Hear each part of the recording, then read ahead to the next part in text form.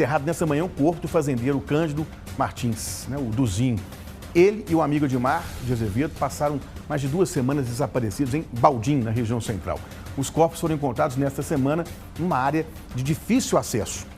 Quem tem as informações agora ao vivo é a repórter Shirley Barroso. Shirley, boa tarde já, bem-vinda ao Balanço Geral. Ei, Lair, muito boa tarde para você, para quem acompanha o nosso Balanço Geral. Lair, olha, o clima lá no vilarejo o distrito de Baldim é de indignação, de muita revolta. Por quê? Porque os 4 suspeitos que foram presos nasceram e cresceram lá em Várzea Grande da Serra.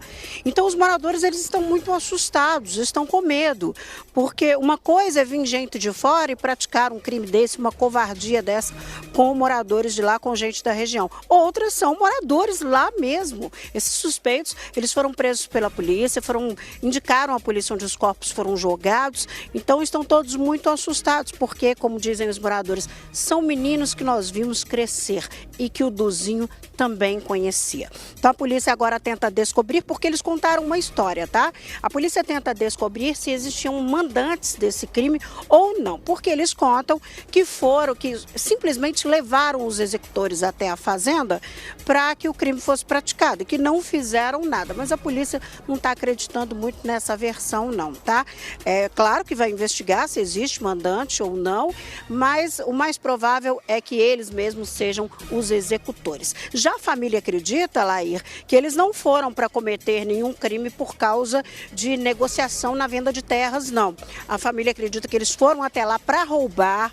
O Duzinho tinha algumas coisas de valor dentro de casa, o sobrinho acredita que tinha dinheiro. Eu perguntei, inclusive, por armas, né? Porque o que a gente vê muito de furto e roubo em propriedades rurais, esses criminosos vão em busca de armas, que os fazendeiros têm arma em casa para se proteger.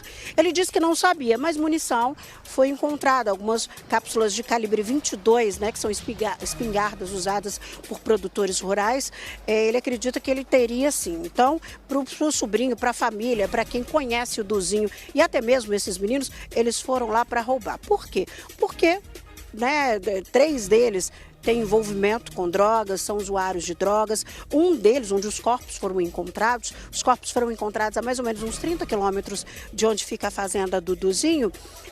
Esses corpos foram encontrados praticamente que na entrada de uma fazenda onde um deles trabalhou e foi demitido porque teria furtado lá algo nessa fazenda. O proprietário acabou demitindo ele. Então a polícia acredita que ele é que indicou um local. Olha, aqui ninguém vai encontrar esses corpos, e os corpos foram desovados lá. Só que depois da prisão, eles contaram a versão deles, né, uma história que está sendo apurada pela polícia, e indicaram onde é que estavam os corpos. O corpo do Duzinho foi sepultado hoje, lá em Várzea Grande da Serra. Na presença, o filho dele mora em Portugal, veio para se despedir do pai, está muito triste. Não conseguiu nem conversar com a gente, mas a gente conversou com o Natan, que é sobrinho dele, e eu também conversei com alguns moradores lá da cidade. Nós entramos também na propriedade, na fazenda, Lair. Nós fomos até lá, os filhos já deram uma ajeitada lá na fazenda, pintaram, limparam tudo, porque no local foram encontrados manchas de sangue, estava tudo muito revirado, o colchão onde o Edmar dormia estava rasgado e sujo de sangue. Eles tiraram tudo de casa, foi tudo queimado, os objetos que estavam lá jogados foram queimados, a fazenda está pintadinha, né? Tem muito cavalo lá, o filho dele está tratando desses cavalos, mas uma outra pessoa, ele volta amanhã para a Europa, mas uma pessoa vai tomar conta daquela fazenda. Não Agora, tem aquela cena, que história é essa, né, Lair? Se eles realmente... Não tem aquela cena horrorosa que chamou a atenção dos parentes, como você disse aí, de tudo revirado, mancha de sangue, aquela coisa que vai levar tempo para sair da cabeça de todo mundo que viu, né? Vai sim, não tem mais aquela situação, não. Rapidinho eles tomaram a providência de limpar ali, passar uma tinta, até porque vão ter que dar um jeito ali de vender, né? Porque os filhos não moram aqui, os 2 filhos moram na Europa, em Portugal, vão ter que vender para poder dividir aquela propriedade, vai levar um tempinho ainda. Então aquela cena do dia que eles sumiram, não tem mais. Agora é a polícia descobrir se a versão que eles estão contando é verdadeira, se existem mandantes para este crime, ou se eles estão só contando essa história história para poder tentar livrar a cara deles, e eles mesmos praticaram um crime por conta própria, se era para roubar, e aí entra o latrocínio, né, que é roubo seguido de morte, e que aí a situação já fica mais complicada. Eu conversei com o Natan, que estava muito abalado, porque hoje foi um dia de despedida. Vamos ver o que o Natan falou logo após o sepultamento do Duzinho. Os últimos 2 dias eles foram especialmente difíceis e cansativos. Óbvio que a gente se preparava para o pior, mas o pior acabou excedendo até as nossas expectativas mais pessimistas. E o dia de hoje foi um dia de homenagear, né? E se despedir do meu tio. Um dia que trouxe certo conforto, né, a gente, mas ainda faltam, né, algumas etapas, algumas perguntas ainda precisam ser respondidas, né, como se o depoimento dos quatro suspeitos é real ou não é uma história inventada. Você acredita que a polícia rapidinho encerra isso, consegue descobrir? Eu acredito que sim. Inclusive, eu gostaria muito de agradecer a vocês da Record por terem nos dado esse espaço. A gente acredita que todo esse resultado que a gente conseguiu foi muito graças a vocês, né, que ajudaram a gente a dar repercussão a essa tragédia. Fizemos nada, viu, Natan? É nossa obrigação mesmo, você nem agradecer, de dar cobertura a um caso como esse aí, que é de repercussão nacional. Agora, basta saber se tem realmente, como você disse, os mandantes, né? Quem são esses 3 que foram lá, procuraram os moradores de Baldim, esses 4, aliás, 3 moradores de Baldim, 1 de Contagem. Chegaram esses 3 no caminhonete e disseram, onde é que é a fazenda do Duzinho? E eles deram o endereço, né, Chile? Boa gente não é, porque recebe R$200, presencia tudo, percebe o que estava acontecendo e não faz nada, não chama a polícia. Estranho, não é?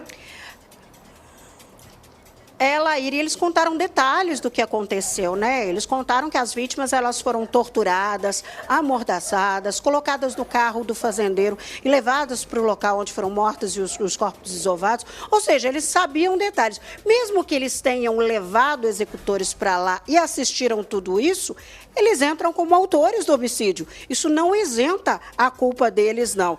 Mas tanto a família quanto a polícia está apurando, mas a família não acredita nessa versão, porque durante todo esse tempo que a gente veio falando do desaparecimento do Duzinho e do Edmar, a família veio falando, olha, tem uma questão aí de venda, de venda irregular, o golpe que ele levou na venda de terrenos e tal. A família acredita que eles pegaram essa história para criar uma versão e falar, não, ele tinha problemas aí com compradores ou vendedores de terra e a gente escutou eles falando. Quem é que conversa sobre o motivo de um assassinato no local ali? Então, assim, é uma história que está mal contada e que a polícia vai desvendar, vai saber se é essa história mesmo ou se eles foram lá, foi para roubar, pegar o que o Duzinho tinha em casa de valor, pegar armas, levar e aí teve que matar. Por quê? Porque tanto o Duzinho quanto o Edmar conhecia os 3 que moravam lá, né? Então, o negócio ia ficar pior para eles. Agora, o curioso é achar que isso nunca vai ser descoberto, né, Laís? Não, isso vai ficar por isso mesmo. Me chama atenção demais. Você que tem experiência em cobertura policial, sempre quando eu vejo um assunto como esse assim, não é possível que a pessoa não vai entender que, primeiro, não existe crime perfeito. É evidente que os vestígios estão aí. Tinham muitas pistas. Claro que eles iriam ser descobertos. Agora, Shirley, eu queria saber o seu sentimento. De acordo com o que você já apurou aí, você acha que esses caras têm relação direta? Eles também são os executores? Ou, de fato, existem outros 3 que mataram? Eles só indicaram, acompanharam, mas não mataram? Essa que é a pergunta de 1 milhão, né? Vamos lá. Mas é uma história, vamos lá. Tudo bem que eles estão ali, quando entra na droga, o passo para a criminalidade é o quê? Rapidinho. Centímetros, né? Isso. Então, vamos lá. Alguém chegou e falou assim, mostra pra gente onde que é a fazenda. Tá, vou mostrar, dou R$200, dou. É aqui, entra aqui. Uma coisa é isso. Outra vamos entrar. Olha, que legal, vocês estão matando, eu sou detalhes, eu estou ouvindo eles contarem que é por causa de... Que história mal contada, né? Tá estranho. Depois, principalmente, que o Natan disse que o Duzinho tinha alguns cordões de ouro, podia costumar guardar algum dinheiro. A gente sabe que o produtor rural, às vezes, recebe um dinheirinho, coloca ali debaixo do colchão, né? Armas também, eles vão muito em busca de armas, né? E esses meninos, a gente sabe que o dependente químico, né, que é envolvido com droga, precisa de dinheiro para comprar a droga. Então, a arma vendida aí no mercado paralelo, ela custa um dinheirinho para comprar uma droga. Então, eu acredito que eles criaram essa história para falar que tem mandante, para tirar a responsabilidade deles fora. E não tem mandante. Mas a partir nada, do momento, né? que eles viram tudo, observaram tudo, presenciaram tudo, mesmo que tenham mandantes ou executores, eles praticaram homicídio. Isso aí não resta a menor dúvida. Agora, um detalhe, só para esclarecer, que muita gente vai ficar na dúvida. Mas eles não foram vistos na padaria na segunda? Não teve com a sobrinha na terça-feira? Infelizmente, se enganaram com a data. É naquela tentativa de querer ajudar, mas eu vi, mas eu falei com ele tal dia, aí confunde a data, porque, de acordo com o que eles contaram, a versão deles está batendo mais com tudo que aconteceu do que essas informações de que ele foi visto na segunda, depois na terça. Foram mortos na segunda mesmo, tirados de casa por volta de 7 horas da noite. Então, realmente, bate com o que você disse aí dos depoimentos deles, com os policiais, pode ter tido um desencontro de datas mesmo, um nervosismo. Tive com ele, foi na terça, na segunda. Por enquanto, isso, né? Vamos aguardar para ver o que vai acontecer a partir de então, porque realmente existem mandantes? Ou esses caras que já estão presos são eles mesmos os executores e não tem mandante a nada, eles já sabiam, como disse a Shirley aí, que tinha dinheiro ali, que tinha ouro, né? Se aproveitaram da situação. Agora o trabalho de investigação que continua, não é, Shirley? Não acabou ainda. Não acabou, porque essa investigação não precisa ser concluída. Isso não significa que eles confessaram uma história contada por eles, que a polícia vai falar assim, beleza, foi assim que aconteceu. Não, a polícia precisa conferir os argumentos deles, a história, a versão deles, a polícia precisa conferir. E só depois que a polícia chegar à conclusão, foi isso mesmo que aconteceu, ela conclui o inquérito e envia para a justiça. Claro que está investigando a participação de outros, né? Mas a princípio são os 4 só. O corpo do Edmar ainda está no Instituto Médico Legal, aguardando para ser liberado pela família para ser sepultado, viu, Laí?